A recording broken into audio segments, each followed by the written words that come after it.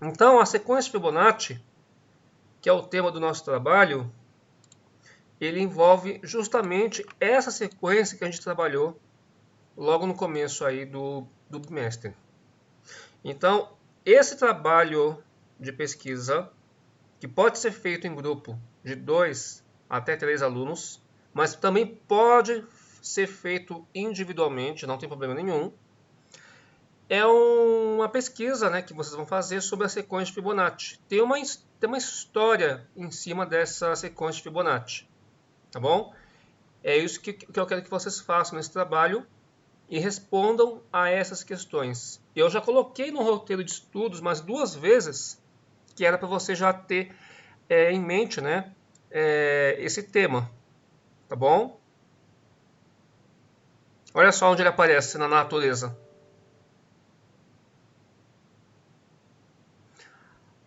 A sequência de Fibonacci, ela aparece até mesmo na natureza. Aparece nas finanças, né? Então, é um tema aí para vocês pesquisarem, um trabalho que vale de 0 a 10.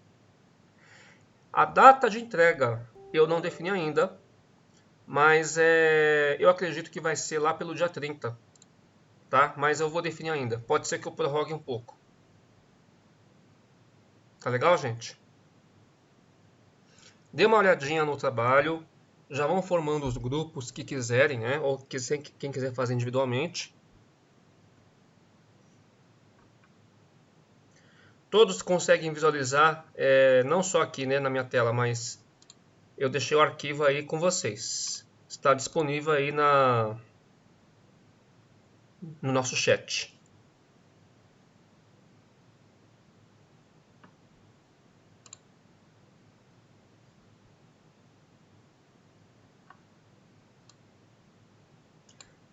Vamos lá, gente?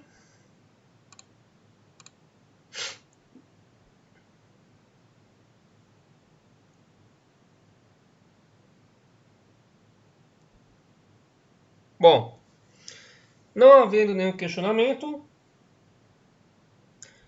eu peço para que vocês, da mesma forma que vocês estão me mandando pelo Skype mesmo, tá?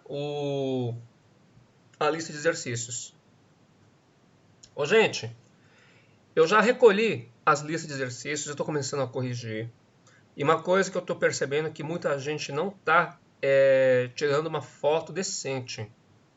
Tira uma foto de forma que eu consiga visualizar, porque senão eu vou ter que mexer tudo ali. Ter que ficar recortando, né? Então, capriche nesse trabalho aí. Vocês podem mandar, fazer ele, né? Mandar digitado em Word. A lista de exercícios é essa que eu tinha pedido, né? Quem estava precisando de nota do primeiro bimestre. Entendeu? Agora, esse trabalho vocês podem me mandar da mesma forma que vocês estão me mandando a lista de exercícios do primeiro bimestre. Só que, gente, lá pelo dia 30, pode ser que eu prorrogue um pouquinho. A princípio, dia 30, mas ainda não estou com a data definida. Eu vou ver aí como é que vai ficar o calendário de provas, né? Tá? Mas comecem já esse trabalho. Quem tiver contato com colega tal, pode. Ah, pessoal, não manda em PDF não.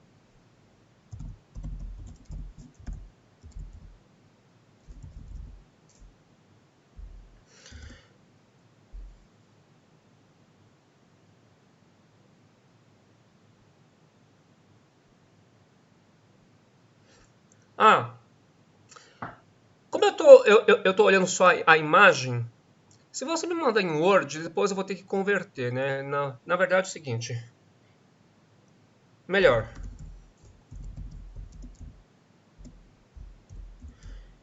Pode mandar como se fosse um arquivo imagem, tá? Você pode fazer tudo no Word e aí você manda como se fosse uma imagem para mim.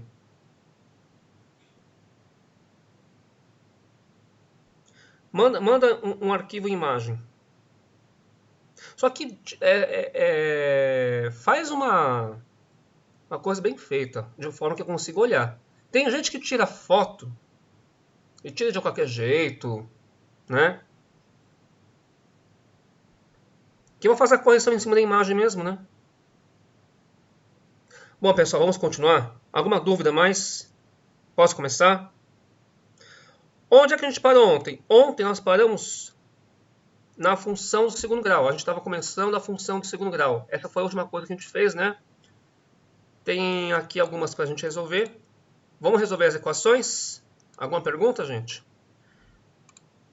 Lembra que eu falei para vocês que algumas equações a gente poderia resolver ela sem a fórmula de Bhaskara? Se você resolver Bhaskara aqui, toda a aula é gravada. Ó, a aula está sendo gravada, tá? Ô, gente, vamos olhar aqui, ó. Quando você resolve essa equação pela fórmula de Bhaskara, o Azinho é 1, o Bzinho é menos 4, o Czinho é 0. Concorda comigo? Mas tem uma outra forma de você resolver aqui. Eu vou resolver das duas formas, tá? Eu vou resolver das duas maneiras. Então, o primeiro modo de se resolver isso aqui é utilizando a fórmula de Bhaskara mesmo, né? Certo? Então, quando você usa a fórmula de Bhaskara, você imediatamente recorre ao nosso delta. Então, quem que vai ser o delta aqui? Lembrando, né? Delta é igual a b ao quadrado menos 4ac. Aí você vem aqui e substitui. Quais são os valores de a, b e c aqui? O azinho vale 1, né? Não tem nada na frente, é 1. O bzinho vale menos 4. E o czinho? Quem é o czinho nessa história? O czinho aqui não tem. Então ele é 0. Na verdade ele tem, mas é 0. Então nós vamos substituir aqui na fórmula de Bhaskara. Então vai ficar menos b ao quadrado, né? Que é menos 4 ao quadrado. Menos 4 vezes o valor de a.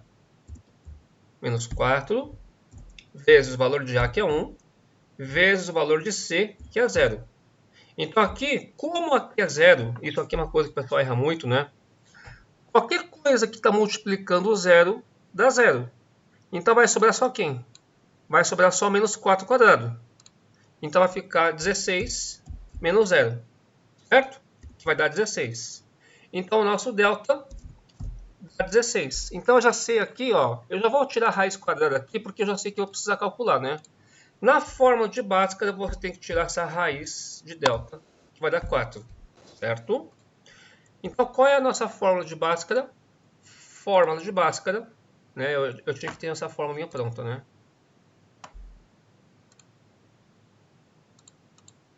Pessoal, qual que é a fórmula de Bhaskara, gente? X é igual a menos b mais ou menos a nossa raiz de delta,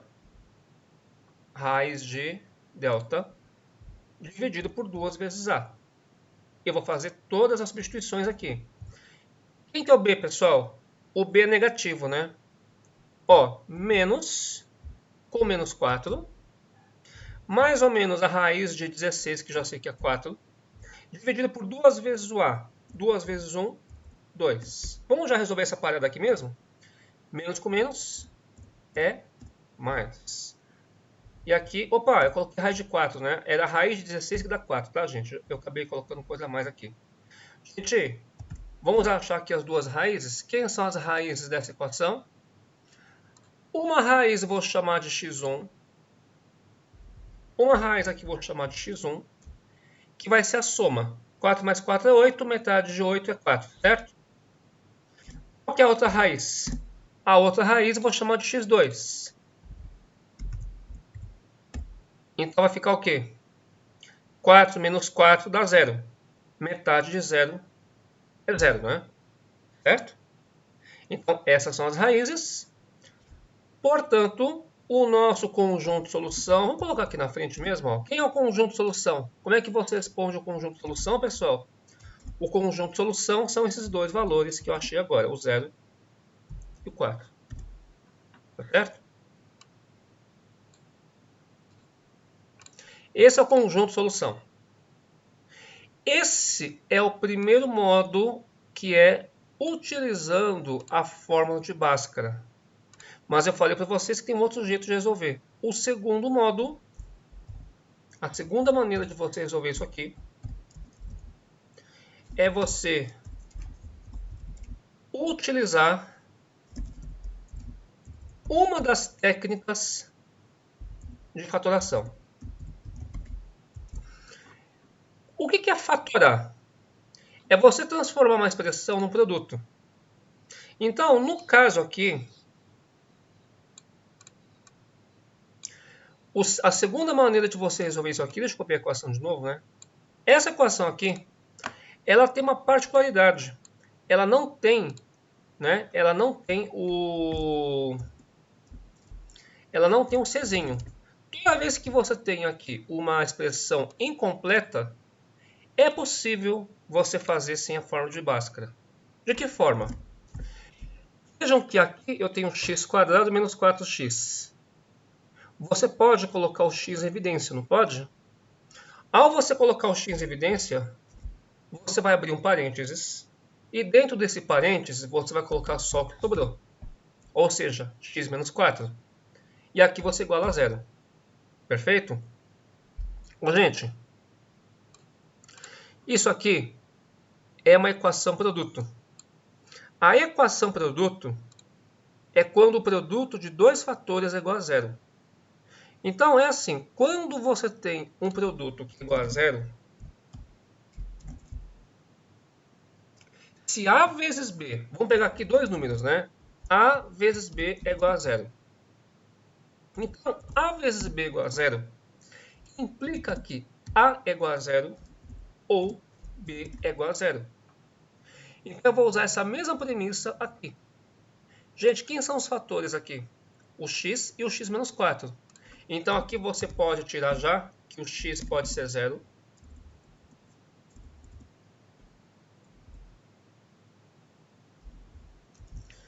Aqui você já tira que o x é igual a 0. E o x menos 4 é igual a 0. Bom, aqui eu já achei que o x é igual a 0, né? Se você fala que o x menos 4 é igual a 0, isso é a mesma coisa que dizer que o x é igual a 4. Então, com essa forma de fazer, você não é obrigado a saber isso, mas é uma saída para você resolver uma equação do segundo grau sem precisar fazer Bhaskara. É só você ver quem são os valores que anulam esse produto. Então, ou x igual a 0 ou x igual a 4, que anula essa expressão. Certo? Reparem que, dessa forma aqui, eu cheguei no mesmo conjunto de solução, 0 e 4. Mas quem quiser fazer por Bhaskara, pode fazer todos eles por Bhaskara. Não tem problema nenhum. Certo? Gente, o próximo exercício eu vou fazer sem Bhaskara já, tá? Ó, uma dica para vocês. Nessa equação aqui do item F, todos os números aqui são divisíveis por 2. Então, você pode simplificar tudo por 2. Ó. Quando você tiver aqui uma situação em que todos os números são divisíveis, você simplifica. Então, a nossa equação fica melhor escrita como sendo x² menos 9 igual a 0. Tá certo? Nesse exercício, percebemos também que temos uma situação em que a equação está incompleta.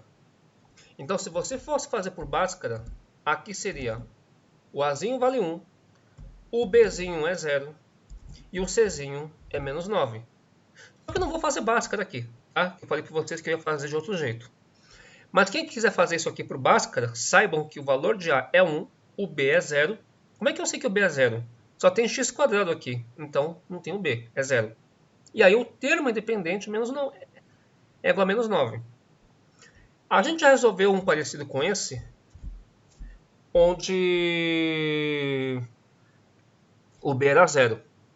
E aí, como é que eu resolvi essa equação? Em Bhaskara, eu só isolei o x², passei o 9 para o outro lado, E aí a gente passa a raiz, não esquece do mais ou menos. Isso aqui vai ser mais ou menos a raiz quadrada de 9. Ou seja, quais são os valores de x nessa equação? Mais ou menos 3. Da onde que tira mais ou menos? Por que é mais ou menos? O mais ou menos é justamente porque quando você... Hoje eu tô bem, hein? Vem pra cá. Ah, não. Não. Tudo errado. Tudo errado. X. Agora sim. Agora vamos trazer a flechinha pra cá. Pessoal, por que eu coloquei mais ou menos? Aqui é mais ou menos por quê? Porque quando você leva alguma coisa ao quadrado, tanto negativo como positivo, ele vai dar positivo. Isso é verdade toda vez que o expoente aqui for par. Se aqui for ímpar, não tem mais ou menos. Certo? Então, qual vai ser o nosso conjunto solução? Conjunto solução, menos 3 e 3. Você pode resolver, deixar desse jeito aqui, ou pode colocar mais ou menos lá dentro. Então, você pode colocar assim, ó. Tá? Os dois jeitos estão corretos. Tá bom, pessoal? Qual foi a pergunta? Deixa eu ver aqui. Claro, pode escolher um jeito de fazer. É o que eu falei no começo. Você pode resolver para o Bhaskara todas as outras. Mesmo que você tenha dois jeitos de fazer, a fórmula de Bhaskara ela é complicada para resolver questões como essa que eu resolvi agora. Tá? Toda vez que você tem uma equação incompleta, você pode dispensar Bhaskara. Mas também você pode, Lucas, fazer todos eles com Bhaskara. Só toma cuidado para você não errar os valores de A, B e C. Se você usar Bhaskara em todos, é certeza que você vai conseguir fazer. Só que não vai se esquecer os valores correspondentes do A, do B e do C. Tudo bem? Bom, gente, vamos resolver só esse último antes da gente começar com a outra parte, né? Então, olha lá. Essa última, gente. Eu vou aqui, pessoal, aqui obrigatoriamente, aqui eu vou ser obrigado a usar a fórmula de Bhaskara. Sabe por quê? Porque a nossa equação ela é incompleta. Não, desculpa, incompleta não, ela é completa, na verdade, né? Então, por ser completa, aqui eu me obrigo a usar o Bhaskara, tá? Então, toda vez que você tem uma situação onde a equação ela é completa, ou seja, tem todos os termos, aqui eu uso o Bhaskara. Vamos lá. Quem são os valores de A, B e C? O Azinho aqui não tem nada, mas tem um menos na frente, é o menos 1. O Bzinho, idem, é menos 1. O Czinho, o nosso termo independente, é menos 3. E você joga esses valores aqui no delta. Delta é b ao quadrado menos 4 vezes, aqui não tem nada mais é vezes, 4 vezes o valor de A, vezes o valor de C. Portanto, continua aqui na frente. Quem que vai ser o delta? Menos 1 ao quadrado dá 1. 1 positivo. Pessoal, toma cuidado aqui que muita gente erra nesse pedaço. Menos 4 vezes menos 1 vezes menos 3 é tudo multiplicação. Primeiro você trabalha com o jogo de sinais, depois você faz a conta de vezes. A gente sabe que na conta de vezes, menos com menos é mais com menos é menos. Aí você coloca o menos aqui. Pronto. Feito isso, agora você faz 4 vezes 1 vezes 3, 12. Eu já trabalhei com a regra de sinais, agora eu multiplico. Esse delta aqui, pessoal, vai dar negativo, vai dar 11. Negativo 11. O que você sabe quando o delta é negativo? E aí, pessoal, o que acontece quando o delta é negativo? Quem lembra? O que eu faço quando o delta é negativo, gente? Caso que eu caí.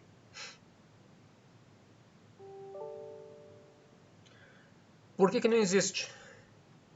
O conjunto de solução não existe porque não vai existir a raiz quadrada. Tá? Exatamente isso que estávamos vendo ontem. Então, quando você trabalha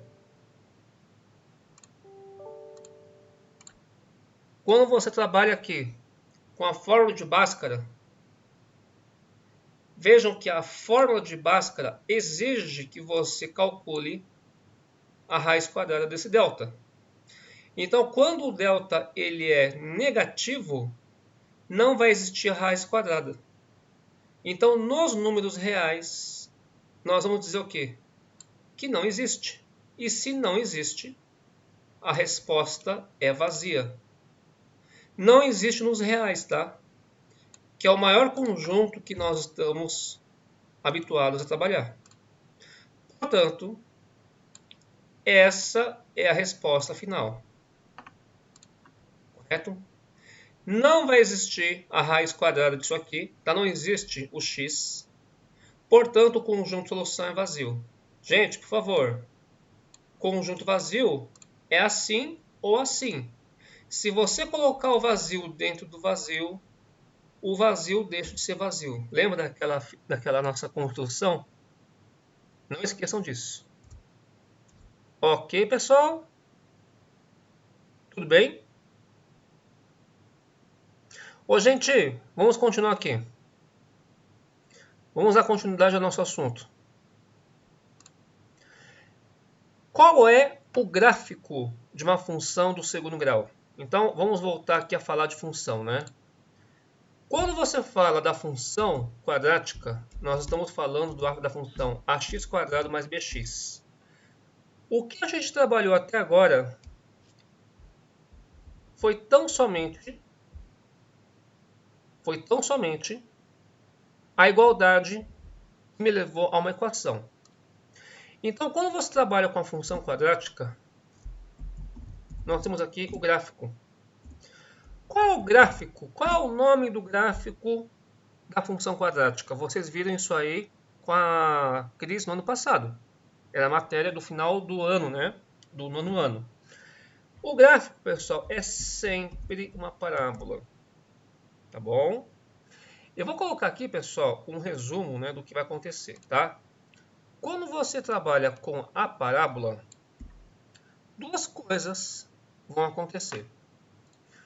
A parábola, ela pode ter boca para cima ou boca para baixo. Então, quando você trabalha aqui com a função, né? Vou pegar aqui a função.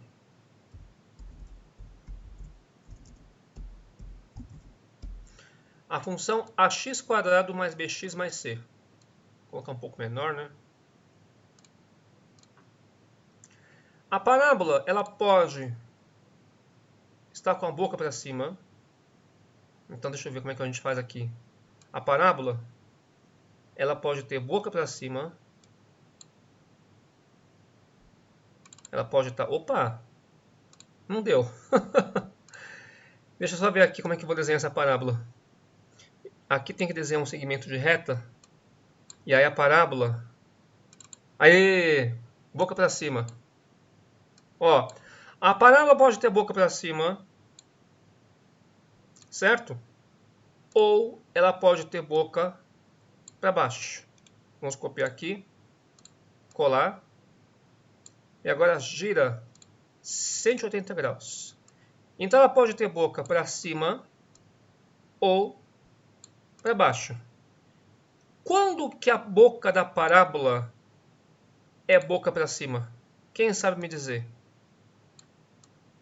O que me diz sobre a boca da parábola? Aqui nós falamos em concavidade, tá? Aqui nós dizemos que a parábola ela tem concavidade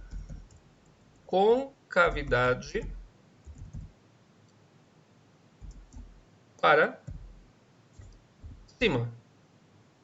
Vamos diminuir um pouco aqui, né? Está muito grande. Então, aqui é a concavidade da parábola para cima.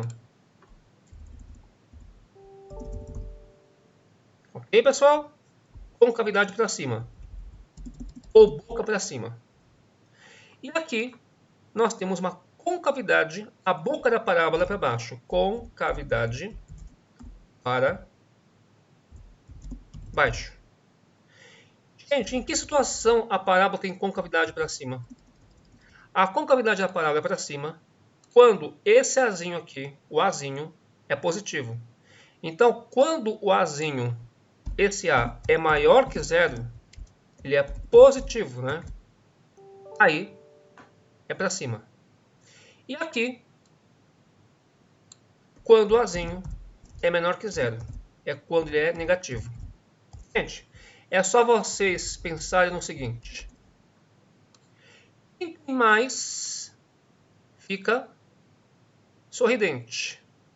E quem tem menos fica triste. Você pode até colocar aqui 2 olhinhos, né? Aqui, ó.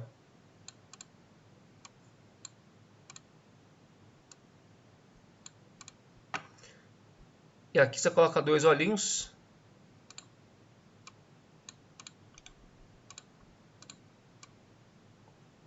Olha, ó.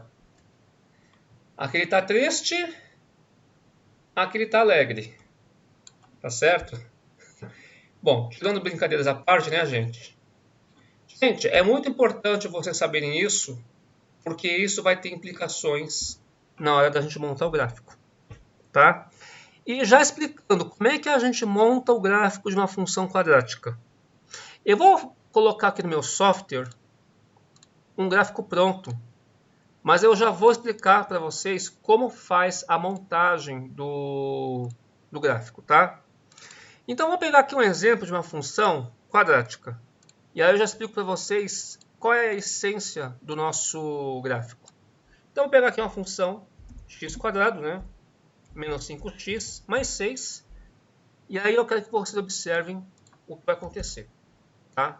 Vou colocar aqui cor azul. Olha só.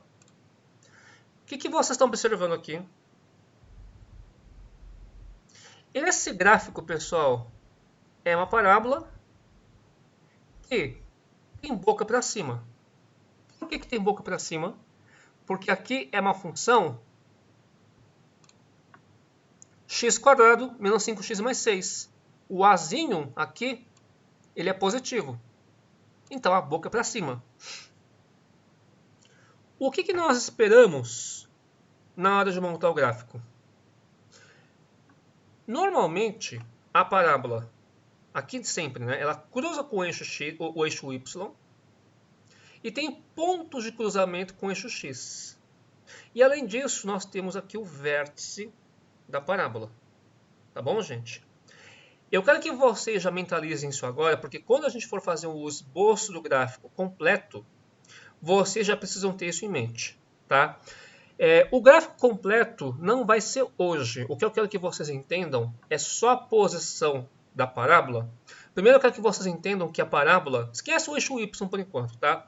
Olha só para o eixo x.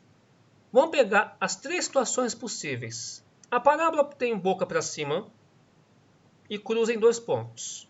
Isso é uma coisa, certo? Vamos mudar um pouco a situação. Eu vou mudar aqui a função de modo que a parábola ela se desloque. Eu vou colocar a parábola aqui. Vocês vão ver o que vai acontecer. Pessoal, o que aconteceu com a parábola agora? Antes, qual é a grande mudança que ela teve aqui? Eu sei que ela foi mais para a esquerda, mas a grande mudança nessa função é que antes ela cruzava em 2 pontos. Agora ela cruza em um ponto só. Certo? Essa é a grande mudança. Esquece o eixo y por enquanto. Olha só o eixo x. Segunda coisa, terceira mudança. x² mais 2. O que acontece agora? O que vocês percebem da parábola em relação ao eixo x? A parábola não cruza o eixo x.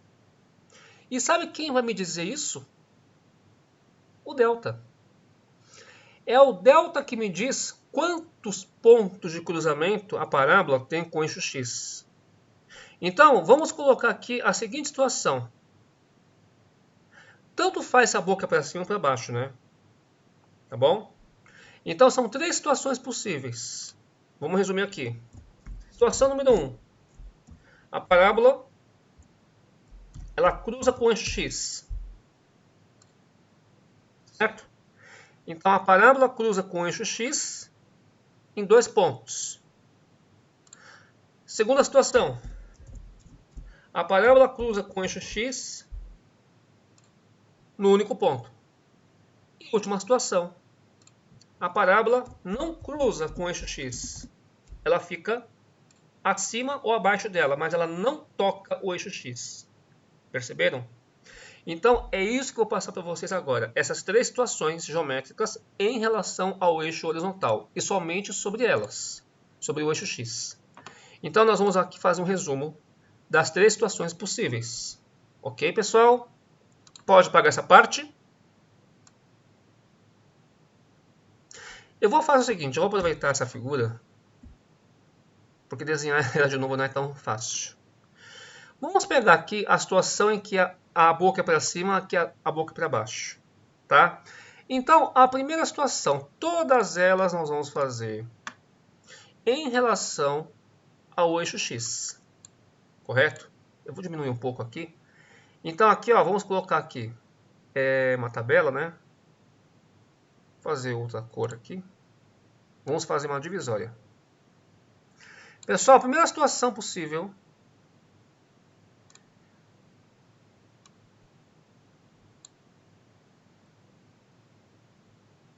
A parábola tem boca para cima, certo?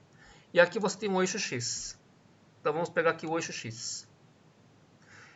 Gente, quando a gente resolve uma equação do segundo grau, quando você resolve uma equação do segundo grau, quando que a equação vai ter 2 soluções? A equação vai ter 2 soluções quando acontecer exatamente isso aqui, ó. Olha, acho que eu fui infeliz. Eu vou fazer o seguinte, eu vou primeiro fazer a parábola, depois eu faço a reta, né? Então, gente, primeira situação aqui.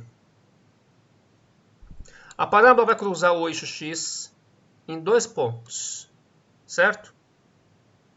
Ela vai cruzar aqui em 2 pontos, no eixo X. Essa reta aqui que eu estou tentando desenhar é o eixo X, tá? Tá bom. É o eixo X. Ela cruza em 2 pontos. Então, sempre que o delta for positivo, a parábola vai cruzar em 2 pontos, seja na situação de boca para cima ou na de boca para baixo. Então, se você pegar uma situação em que a boca é para baixo, é a mesma coisa. Ó, tanto na primeira situação como nessa aqui, ó. Certo? Nas duas, a parábola cruza em 2 pontos. Então, nesse caso aqui, é quando o delta for positivo. Segundo caso, quando o delta é igual a zero. Lembra que quando o delta é igual a zero, o que acontece quando o delta é igual a zero, gente? Na hora que você resolve o delta igual a zero, você vai ter 2 soluções iguais. Então é como se você tivesse um ponto só. Então, nesse caso aqui, o que vai acontecer com a nossa parábola? A nossa parábola, ao invés de ela interceptar em 2 pontos, ela vai interceptar no único ponto. E o feliz aqui esqueceu de manter a parábola, né? Então a parábola, gente, deixa eu só colocar outra parábola aqui, ó.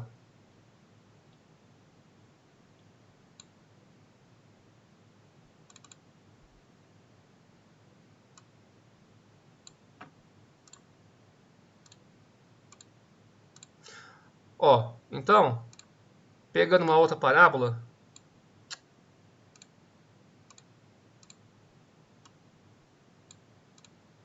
a parábola, nesse caso aqui, ela vai tocar o eixo Y num único ponto. Digo, no eixo X. Ela vai tocar no vértice da parábola. Vértice, você sabe o que é, né? O que é vértice da parábola? O vértice é o ponto de inflexão na parábola, é onde ocorre a inversão. E a mesma coisa se você estiver aqui no eixo X, mas com a boca para baixo. Então, na situação em que a parábola tem boca para baixo, é a mesma coisa. A parábola ela vai interceptar essa reta, né, num único ponto. Então, essa reta aqui, ela toca, né, ela é tangente à parábola num único ponto. Então, essa é a situação onde o delta ele é igual a zero. Delta igual a zero significa isso. Correto? Última situação, só para fechar, aí a gente faz um exemplo. Quando você tem aqui a parábola não toca o eixo X, então nesse caso aqui nós temos uma parábola que não toca o eixo X. Então nesse caso a parábola ela vai estar boiando, né? Ela vai estar aqui em cima, ó. Ela vai estar assim, ó. Ela vai estar fora da reta. Ela não intercepta a reta, tá vendo? Nesse caso aqui, é o caso em que o delta é negativo. Quando o delta é negativo, não existe ponto de intersecção da parábola com o eixo X. Correto? E a mesma coisa se aplica quando você tem aqui, né, a parábola de boca para baixo. Quando a parábola está de boca para baixo, ela fica submersa, ela fica embaixo, ela fica aqui, ó. Ela fica abaixo do eixo X. Ela fica assim, ó. Tá ok? É isso que vai acontecer. Então, isso que eu estou explicando para vocês é um resumo, né? Olha o improviso do Edson aqui. É um resumo daquilo que estou falando. Aquilo que fizemos, ele se traduz graficamente aqui. Certo? Então, esse é o caso onde a parábola tem boca para cima e aqui o caso em que a parábola tem boca para baixo. Ok, pessoal? Então, vamos colocar aqui o valor do delta. A gente já sabe que aqui o A é positivo, aqui negativo. Tá? Então, o que você sabe do delta? Vamos colocar aqui o símbolo do delta, né? Deixa eu pegar minha fonte aqui. Acho que não dá para pegar aqui. Eu vou só colocar um resumo. Ó, só procurar aqui o nosso amigo delta. Cadê você, delta? Vem para cá. Delta. Olha o delta aqui.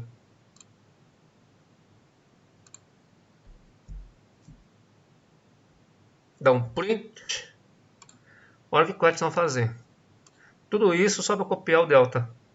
Tinha que ser um delta gigante, né? Ó, pessoal, eu vou escrever aqui, tá? Senão vai ficar ruim. Então, lembrando, ó, quando o delta é positivo, a parábola cruza em dois pontos. Quando o delta é igual a zero, a parábola toca no único ponto. E quando o delta é negativo, a parábola não intercepta o eixo X. Então, eu vou resumir isso aqui, tá bom? Tudo bem, pessoal? Então, escreve aí. Agora eu vou formalizar a nossa brincadeira aqui. Então, quando o delta é positivo, a parábola intercepta o eixo X em dois pontos. Não importa se ela tem boca para cima ou para baixo. Então, para efeito de soluções, a sua equação, quando você iguala isso aqui a zero, na hora que você iguala a zero, você está procurando ponto de intersecção. Tudo bem? Nós vamos fazer isso várias vezes, não se preocupem. Quando o delta é igual a zero, então quando o delta é igual a zero, você tem uma situação de uma parábola tangente ao eixo X. Pessoal, certeza Tangente significa que ele intercepta num único ponto, certo? Para efeito de soluções, o que a gente pode afirmar aqui? Que você tem duas raízes iguais. Você tem a raiz dupla. Uai, são duas raízes iguais? É como se fosse um ponto só, né, gente? Concordam? E a terceira situação, quando o delta é negativo. Se você tem aqui um delta negativo, ou seja, se o delta for negativo, na equação a gente diz o quê? Que não existe raiz real. Mas aqui você não pode responder dessa forma. Como é que você vai responder aqui? Pensando na parábola. Aqui você tem a situação que a parábola ela não intercepta o eixo x. Entenderam, gente? Então, aqui é um resumo descritivo daquilo que eu estava colocando aqui nos gráficos. Tá? Na próxima aula eu vou deixar prontinha uma tabela. Aqui eu acabei improvisando aqui o desenho para vocês. Eu fiz tudo de uma forma muito natural, né? Depois eu vou colocar para vocês aqui a situação até do sinal da função. Eu vou deixar tudo completinho para vocês, tá? Beleza? Entenderam todas as situações gráficas? Eu até mostrei no Implot, né? O gráfico completo da função nós só vamos fazer depois que a gente aprender a achar o vértice da parábola, tá, gente? Vértice da parábola você já viram no ano passado, mas a gente vai ver de novo e a gente vai se aprofundar. A maior parte dos assuntos do ensino médio, no primeiro ano, né? Ele acaba sendo um reforço, um aprofundamento daquilo que vocês já viram no nono ano, tá bom? Pessoal, alguma pergunta até aqui? Tá difícil? Beleza?